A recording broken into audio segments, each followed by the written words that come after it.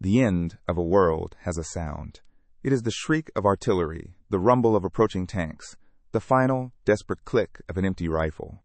For thousands of German women serving in the Wehrmacht auxiliary, the end of their world in 1945 was the guttural sound of American English. They were prepared for the worst. Nazi propaganda had painted a terrifying picture of the Allied soldier, a vengeful, subhuman brute. They expected cruelty. They expected a swift, brutal end. What they were not prepared for was kindness. This is the story of how a hot shower and a piece of bacon became a weapon more confusing than a grenade. If you enjoy uncovering the forgotten corners of history, take a moment to subscribe and tell us what country you are watching from. Her name was Helga. At 22, she was a communications operator, a Blitzmodell, a lightning girl. For 3 years, her world had been the crackle of radio signals and the unwavering belief in the German war effort. Her reality was shaped by Joseph Goebbels. Her future was sworn to the Führer. When her unit was overrun near the Rhine, that reality shattered. The air, thick with the smell of pine and cordite, was suddenly still. Helga and the other women were pushed from their bunker, hands raised high. The American soldiers who surrounded them were enormous. They seemed impossibly well-fed, their uniforms clean, their movements casual. They chewed gum. Helga braced herself for the inevitable violence promised by the indoctrination films. But it never came. Instead, a soldier, who could not have been much older than her, gestured with his rifle. Come. They were herded onto trucks. For days, the gnawing emptiness in her stomach was a familiar companion, a constant in the final year of the Reich. Doubt, a poison she had long suppressed, began to seep in. Her leaders had promised a 1,000-year empire, yet here she was, a prisoner in the back of an enemy truck. They ended up in a sprawling camp in Allied-occupied France, a city of tents and wooden barracks, encircled by an impassable geometry of barbed wire and watchtowers. This was the cage. The first weeks were a monotonous cycle of roll calls and meager rations. The guards were distant, professional, not monsters, but not friends. They were simply architects of a prison. And then, things began to get strange. One morning, they were marched to a newly constructed building. Inside were functioning showers, with hot water and soap. Real, fragrant soap, not the gritty, fat-based ersatz brick they had used for years. The sensation was a shock. The hot water washing away weeks of grime felt like it was washing away something else too, some layer of hardness she had built around herself to survive. The confusing kindness continued. The food rations improved. One morning, the smell of fried bacon drifted from the mess tent. Real bacon. The taste was an explosion of memory and flavor, a luxury so profound it felt like a dream. It was more than food. It was a message, a testament to an enemy so rich in resources they could afford to feed their prisoners better than the Reich had fed its own soldiers. How could this be? How could the enemy, this decadent, mongrelized culture the propaganda had warned them about, be the source of such simple, profound decencies? It was a paradox that gnawed at them in the quiet of their bunks, the cruelty of their own homeland versus the bewildering mercy of the enemy who had defeated them. This was a new kind of warfare. It did not attack the body, it attacked the mind. It chipped away at the certainties of their Nazi education. Each small act of mercy was a crack in the foundation of their ideology. But this was only the beginning. The greatest psychological assault was yet to come. One evening, after the usual roll call, the guards did not order the women back to their barracks. Instead, they were marched to a large, open field in the center of the camp. They were told to stand in silent, defiant rows. Whispers rippled through the crowd. Was this a new form of interrogation? A mass punishment? They watched as the American GIs set up strange equipment in the twilight. A huge white sheet was stretched between two poles. At the other end of the field, a truck sat with a strange machine on its flatbed. The women stared, their faces a canvas of distrust and confusion, waiting in the cold for whatever was to come next. The projector beam cut a cone of light through the twilight. Dust motes danced in the air. Then an image flickered to life. A lion. It threw back its head and roared. A wave of stunned silence washed over the women. This was Metro-Goldwyn-Mayer. This was not a newsreel. The film was Meet Me in St. Louis. There, on a bedsheet in a muddy field in France, was a world of impossible color, technicolor, a world without rubble, without air raid sirens, without hunger. A world of pristine Victorian homes, extravagant meals, and beautiful dresses. Judy Garland, her face full of life, her voice full of joy, sang about riding a trolley. For Helga, it was an experience of profound and painful cognitive dissonance. Every frame was a repudiation of everything she had been taught. This was the enemy. This was the decadent, soulless culture she was meant to despise. But there was no weakness on the screen. There was only life. Abundant, joyful, and unbelievably peaceful. The families on screen worried about dances and ketchup. Helga's family, if they were still alive, worried about survival. She watched the Smith family gather around a table groaning with food, a roast turkey, mountains of potatoes, pies. It was a feast so fantastical, it felt like a hallucination. The International Red Cross reports from that same period noted that the average civilian ration in Berlin had fallen below 1,500 calories a day. The American soldier's ration was over 4,000. The contrast was not just numbers, it was a civilization. The United States produced over 300,000 aircraft during the war. It also produced enough celluloid to send fantasies like this to its soldiers, and even to its prisoners. This was not propaganda, as Helga understood it. There were no speeches, no flags, no soldiers. The film's message was far more insidious and far more powerful. It did not tell them America was strong. It showed them. It showed a nation so rich, so secure, so utterly untouched by devastation, that it could afford to produce these glorious, pointless, beautiful dreams. It was a demonstration of power more absolute than a fleet of bombers. As Judy Garland sang "Have Yourself a Merry Little Christmas," the fragile composure of the prisoners finally broke. The song, a gentle melody of hope and future happiness, was too much to bear. Soft sobs could be heard throughout the field. They were not crying from sadness. They were crying from a sense of profound, earth-shattering confusion. The world they had fought for was a lie, and the world they had been taught to hate was, impossibly, beautiful. When the film ended, the light died. They were plunged back into the cold, dark reality of the camp. The guards ordered them back to the barracks. No one spoke. The spell was broken, but the effect lingered. Lying on her cot, Helga stared into the darkness. The vibrant colors burned into her mind. Was this a weapon? This cinematic dream a form of psychological torture? The phenomenon was not unique to one camp. Across France, German prisoners were exposed to the strange artifacts of American life. They were given jars of a thick brown paste, peanut butter. They sniffed it with suspicion. Was it sweet? Savory? Some ate it with bread, others tried to mix it into their coffee. They saw guards drinking from strangely shaped glass bottles of a dark, bubbly liquid, Coca-Cola, a symbol of a consumer paradise they could barely comprehend. From the guard towers, they would sometimes hear the alien sounds of jazz music, a chaotic, energetic rhythm that propaganda had labeled as degenerate. On clear afternoons, they would watch the GIs play a strange game with a bat and ball, shouting incomprehensible rules to each other. Each taste, each sound, each glimpse of this other world was a small crack in the foundation of their ideology. It was not a planned, top-down strategy.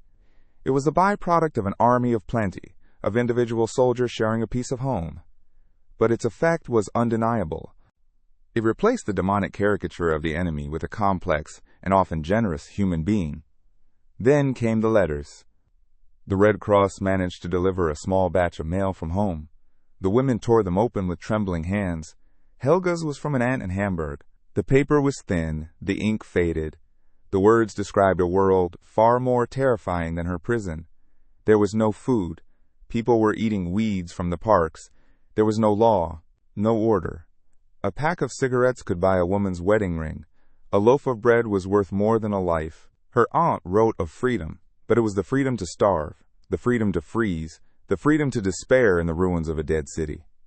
Helga read the letter twice. The irony was a physical blow. Here, behind barbed wire, she had a cot. She had 3 meals a day. She had hot water. She had a strange, unwanted security. She was a prisoner, but she was safe. Her family, the Free Germans, were the ones living in a cage of hunger and chaos. If the paradox of a prisoner being safer than a free citizen surprises you, and you want to uncover more forgotten truths of history, take a moment to subscribe. Helga folded the letter. The American fence was not designed to keep her in. She now understood it was designed to keep the horror of her own country out. Her captivity was more dignified than her family's freedom. The greatest conflict was no longer with the enemy soldiers outside the wire. It was with the loyalty she was supposed to feel for the world that had collapsed inside of it. A world that now seemed more alien than the one that held her captive. The Hollywood dream faded. The taste of bacon was a distant memory. Helga's letter from Hamburg had poisoned the well of American kindness. The camp was no longer a strange sanctuary. It was a holding pen on the edge of an abyss. The women now understood. Their captors were not feeding them out of mercy. They were feeding them because they could. Because food was just another bullet in an arsenal so vast, it defied imagination. The real war, the war for their minds, was about to escalate. One night, the projector was set up again. A murmur of anticipation went through the women. Another escape? Another colorful dream to distract them from the gray reality of their lives? They gathered in the cold, a little less defiant this time, a little more desperate for the illusion.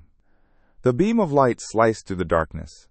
But there was no roaring lion, no joyful music. The first image was silent. A pile of shoes, mountains of them. Children's shoes, work boots, women's pumps. Then came the images that would forever sever them from the world they had known. Skeletal figures in striped pajamas, staring with dead eyes from behind barbed wire. Bulldozers pushing mounds of pale, emaciated bodies into open pits. This was not Hollywood. This was Bergen-Belsen. This was Dachau. The American officer did not need a translator this time. The images spoke a universal language of horror. A woman in the front row vomited.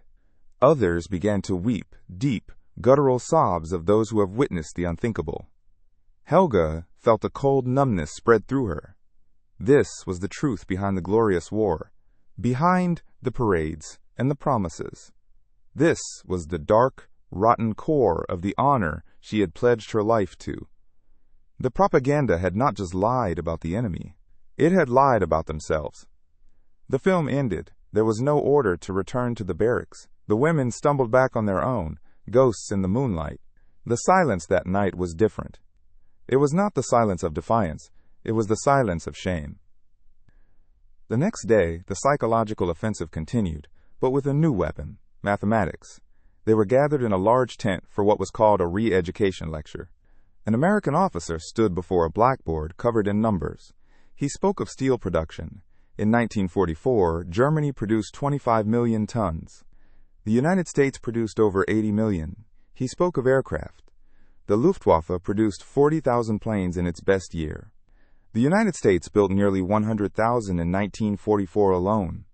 He spoke of oil, of trucks, of artillery shells. It was a cold, brutal autopsy of their defeat. They had not been beaten by superior soldiers or a more noble ideology. They had been crushed by an assembly line.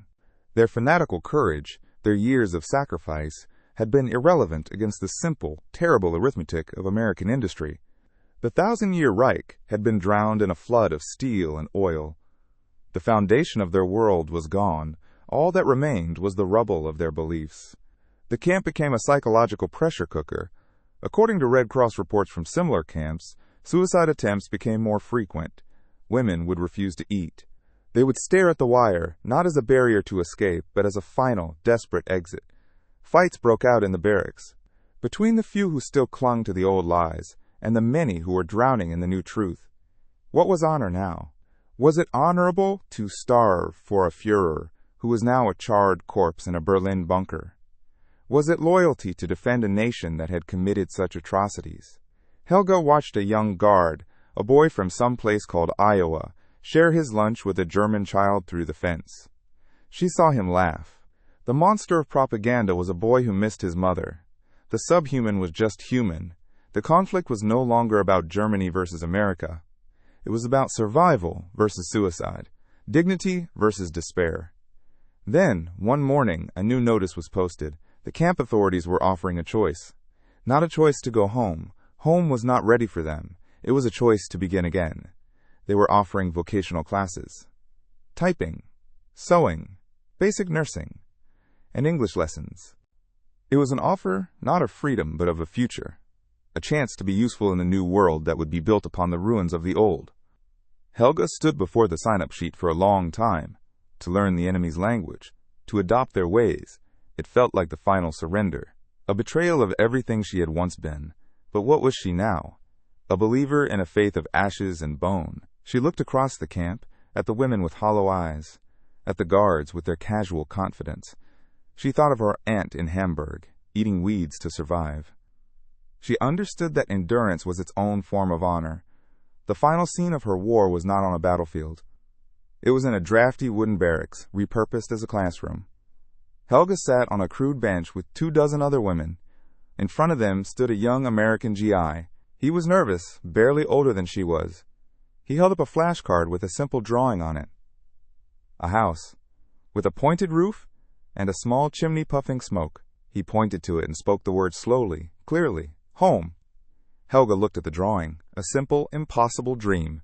She took a breath, and in a quiet, halting voice, she repeated the word back to her conqueror. Home. Her first step toward building a new life was to learn the language of those who had destroyed her old one. Her re-education was complete. But a question lingers, one that history itself has not fully answered. Was this an act of profound humanity, a helping hand extended to a defeated enemy? Or was it the final, most complete form of victory, a conquest so absolute it remade the enemy in its own image? What do you think? Was this program a bridge to a new future, or the ultimate weapon of cultural warfare? Share your thoughts in the comments below. The English lessons continued. Simple words for a shattered world. House, bread, water, future. For Helga and the others, each word was a small stone laid on a new path, leading away from the ruins of their past.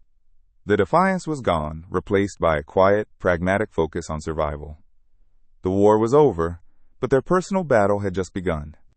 The camp became a strange purgatory, a waiting room between two lives. Months passed, the seasons changed. Then one day, the lists were posted. Repatriation.